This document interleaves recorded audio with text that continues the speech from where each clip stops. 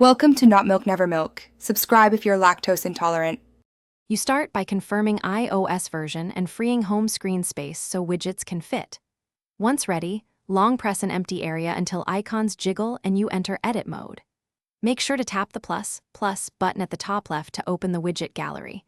You want to search the app or scroll its list, because that's how you find widget sizes and options.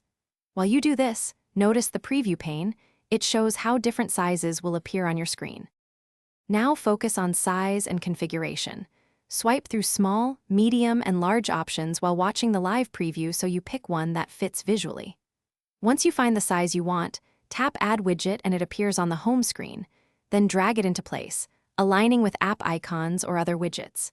If the widget supports configuration, tap it or long press and choose Edit Widget to set the source photo, album, or parameters. Make sure to save choice. Finish by tapping Done or pressing the Home/Done control to lock your layout.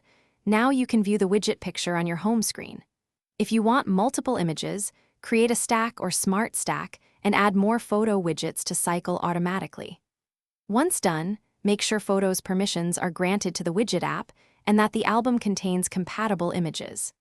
If the picture doesn't appear, force close the home screen, reboot the phone, or reinstall the widget app to refresh permissions and cache. Thanks for watching. If this was helpful, leave a like and consider subscribing. See you next time.